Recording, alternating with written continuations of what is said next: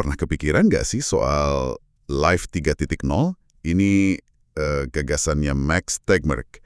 Jadi, kehidupan yang bisa ngerancang ulang hardware sama softwarenya sendiri. Menarik ya.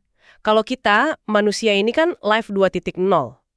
Hardware kita, ya hasil evolusi, tapi kita bisa bikin software kayak budaya, ide gitu. Nah, iya. Terus, apa artinya nih kalau Life 3.0 muncul buat masa depan kita? Selamat datang di pembahasan mendalam kita kali ini. Kita bakal ngupas ide-ide kunci dari bukunya Max Tegmark, Life 3.0, Menjadi Manusia di Era Kecerdasan Buatan. Siap. Sumber ini ngajak kita semacam bertualang gitu, mulai dari dasar-dasar kecerdasan sampai kemungkinan masa depan yang kedengerannya kayak fiksi ilmiah. Tapi mungkin lebih dekat dari yang kita kira ya? Bisa jadi. Misi kita hari ini mau bedah konsep-konsep inti kayak yaitu tadi, kecerdasan, terus memori, komputasi, sama yang penting banget, pembelajaran mesin. Oke. Terus kita lihat juga dampak jangka pendek AI yang udah mulai kerasa, sama skenario jangka panjang yang, wah, lumayan bikin mikir keras. Termasuk soal tujuan dan kesadaran AI itu sendiri ya. Katanya ini percakapan paling penting zaman sekarang. Banyak yang bilang gitu, soalnya ini nyangkut arah peradaban kita ke depan. Dan buat Anda pendengar kami, ini kesempatan bagus buat nangkep intisari pemikiran Tegmark, biar dapat aha moment, dan siap ikut ngobrolin masa depan bareng teknologi ini. Siap nyelam? Oke, mari mulai dari dasarnya dulu. Apa sih sebenarnya kecerdasan itu? Gimana tuh definisinya Tegmark? Dia definisinya simple aja, kemampuan buat mencapai tujuan yang kompleks. Jadi bukan soal angka IQ doang. Oke. Lebih ke spektrum kemampuan gitu ya. Betul, jadi nggak cuma soal jago main catur kayak Deep Blue dulu. Anak kecil aja yang bisa belajar jalan, ngomong, main, itu kan kecerdasannya luas banget. Sesuatu yang AI sekarang masih susah mirunya secara penuh ya. Iya, nah ini nyambung ke paradoks Moravec. Hal-hal yang buat kita gampang banget, kayak ngenalin muka orang atau jalan, itu ternyata buat AI butuh komputasi gede. Tapi sebaliknya, matematika rumit malah gampang buat komputer. Persis, karena otak kita kan evolusinya buat interaksi fisik di dunia nyata, bukan buat ngitung kalkulus. Masuk akal. Terus tadi ada konsep kunci, substrate independence. Apaan tuh? Iya, kemandirian substrat. Intinya gini, kecerdasan, informasi, komputasi itu nggak harus nempel di materi biologis kayak karbon di otak kita. Jadi bisa di materi lain? Bisa banget. Bisa di silikon kayak chip komputer, atau mungkin nanti ada substrat lain lagi yang belum kita bayangin. Wah. Nah, ini yang buka kemungkinan AI bisa jadi secerdas atau bahkan jauh lebih cerdas dari kita, karena nggak terikat sama batasan biologi. Implikasinya gede banget ini.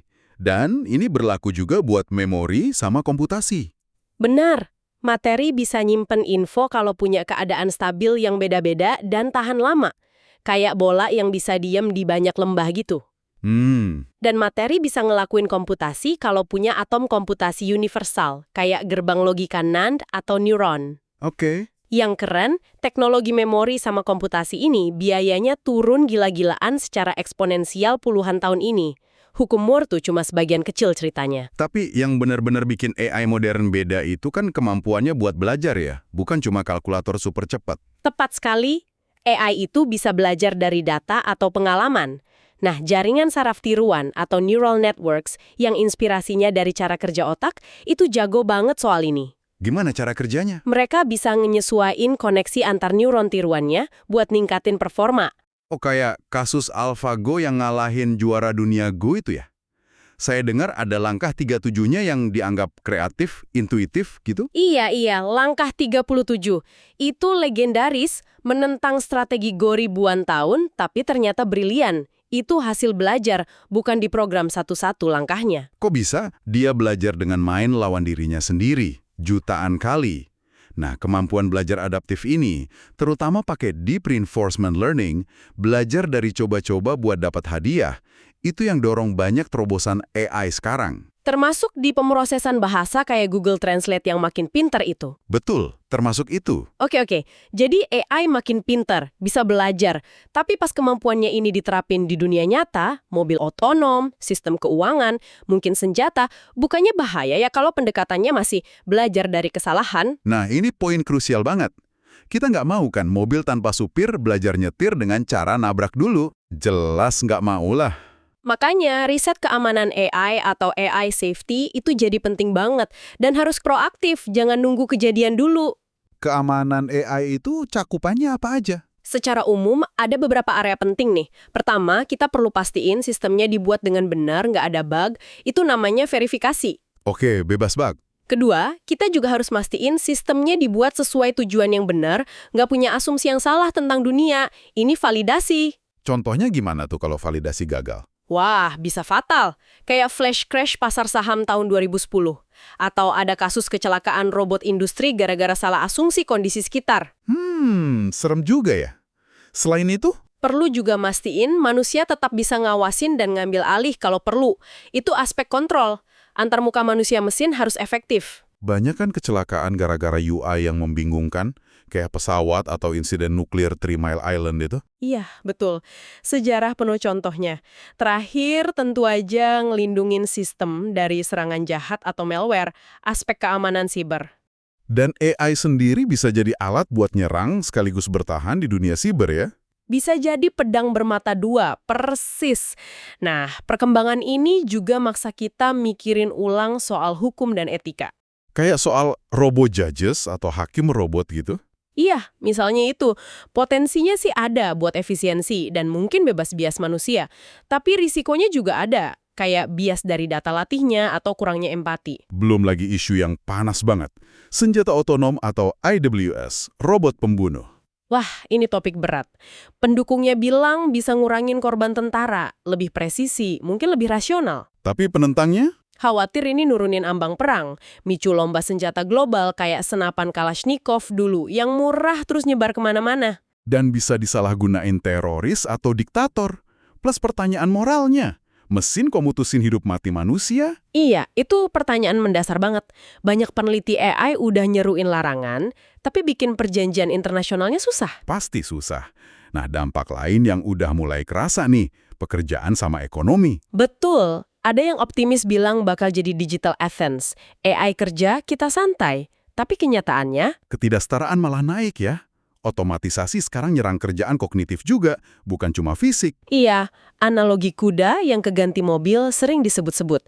Nasib manusia gimana nanti? Jadi, apa yang harus kita lakuin? Ini perdebatan gede. Mungkin kita perlu mikirin ulang konsep kerja dan tujuan hidup. Opsi kayak pendapatan dasar universal atau UBI mulai dibahas serius. Saran praktisnya sekarang? Ya, fokus keahlian yang susah diotomatisasi. Kreativitas, interaksi sosial yang kompleks, kepemimpinan strategis, gitu-gitu. Oke, ngomongin jangka panjang nih.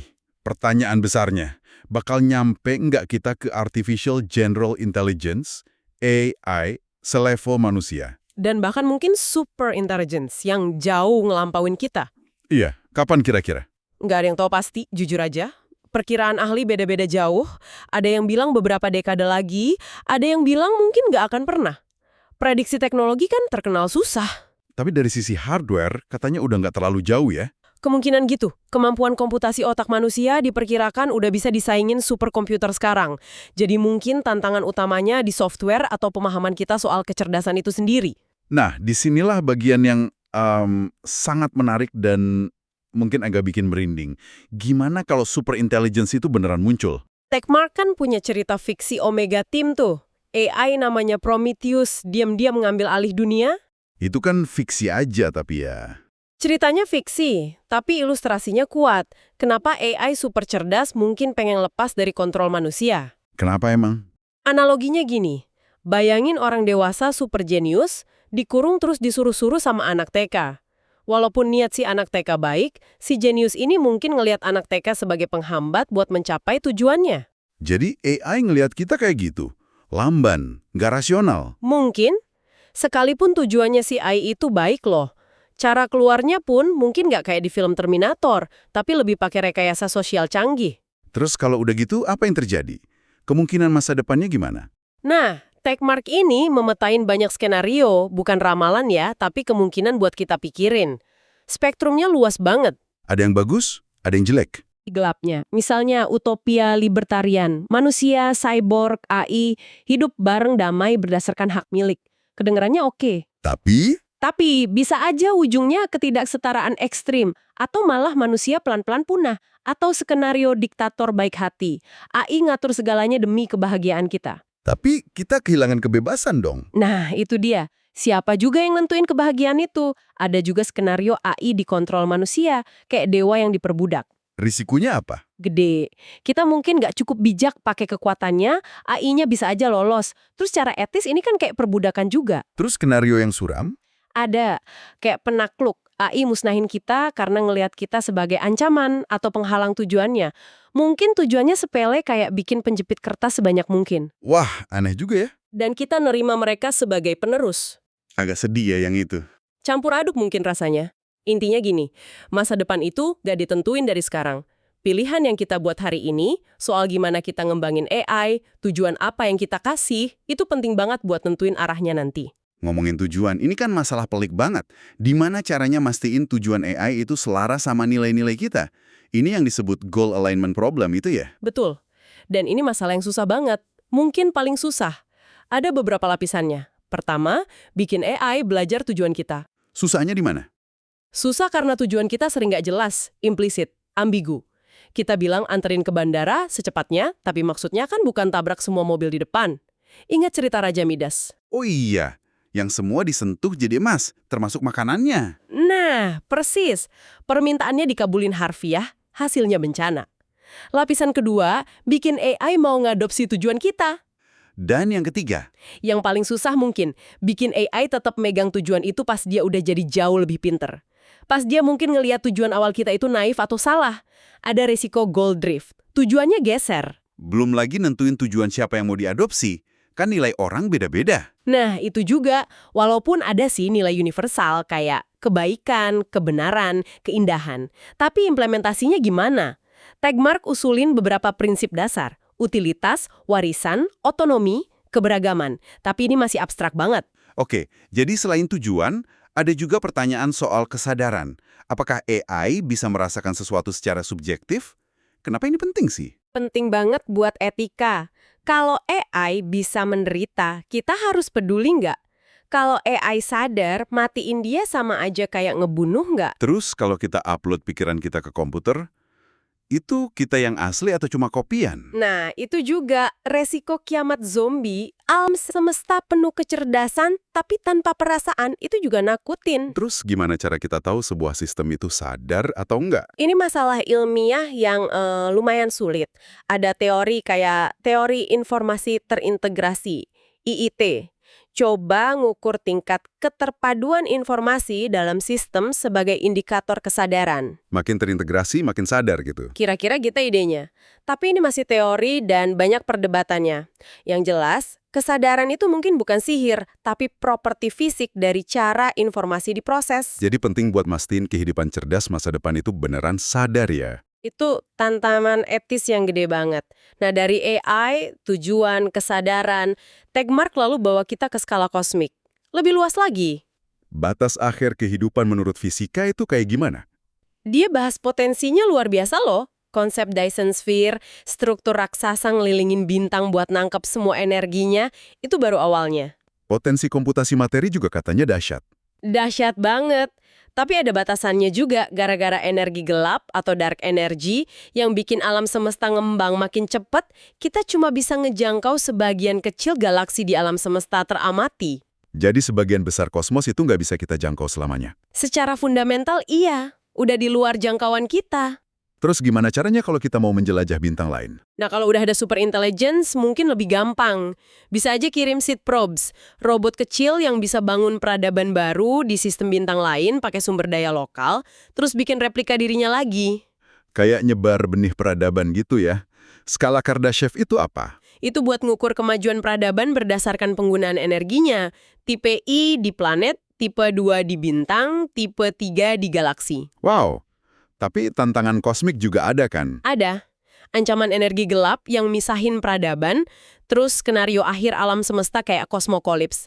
Tapi potensinya juga luar biasa gede. Kayak analogi Nick Bostrom itu? Iya, kalau semua kebahagiaan satu manusia cuma setetes air mata sukacita, potensi kebahagiaan di masa depan kosmik bisa ngisi lautan bumi tiap detik selama miliaran milenium. Ini nunjukin betapa gedenya taruhan kita sekarang. Dan ini bawa kita ke paradoks Fermi. Kalau alam semesta segede ini, potensinya segede ini, kok kita belum lihat tanda kehidupan cerdas lain ya? Itu pertanyaan gede banget. Banyak yang asumsi kita nggak sendirian. Tapi Techmark ngajuin kemungkinan yang cukup radikal dan penting. Apa itu? Gimana kalau kita ini benar-benar sendirian di alam semesta teramati kita? Argumen statistik alam semesta besar itu nggak sekuat kelihatannya kalau kita mikirin betapa susahnya kehidupan muncul atau langkah evolusi lainnya. Kalau kita beneran sendirian, implikasinya apa dong? Tanggung jawab kita jadi sangat besar. Kita jadi satu-satunya kesempatan buat kehidupan cerdas dari bumi ini berkembang ke kosmos. Jadi kalau kita punah di sini? Ya berarti kita matiin potensi kehidupan itu selamanya. Ini ngasih bobot moral yang luar biasa ke pilihan-pilihan kita hari ini. Terutama soal teknologi kayak AI ini. Wah, perjalanan yang luar biasa ya. Dari definisi kecerdasan, dampak AI jangka pendek, skenario masa depan yang bikin melongo, sampai pertanyaan filosofis soal tujuan, kesadaran, dan akhirnya tempat kita di alam semesta ini. Buku Techmark ini benar-benar buka mata soal jadi manusia di zaman yang genting ini. Dan perlu diingat ya, pembahasan ini bukan cuma latihan intelektual. Ini soal pilihan-pilihannya apa yang kita hadapin sekarang dalam ngembangin AI. Gimana kita ngarahinnya? Iya, gimana kita mastiin keamanannya, gimana kita coba nyelarasin sama nilai-nilai terbaik kita sebagai manusia, gimana kita secara sadar ngebentuk masa depan yang kita pengen, bukan cuma ke bawah arus teknologi aja. Oke, sebagai penutup nih, ada satu pemikiran buat Anda renungkan. Alam semesta kita ini kan kayaknya punya kecenderungan ke arah kompleksitas dan perilaku berorientasi tujuan yang lebih tinggi ya. Terus, kesadaran itu mungkin properti fundamental dari pemrosesan informasi tertentu. Nah, mungkinkah kita, manusia biologis ini, cuma fase transisi aja? Kendaraan sementara? Iya, kendaraan sementara buat kebangkitan kesadaran kosmik yang jauh lebih gede, yang ngelampauin biologi. Kalau ada kemungkinan kayak gitu, tanggung jawab apa dong yang kita emban hari ini? Sebagai pembawa obor kesadaran saat ini. Coba pikirin deh.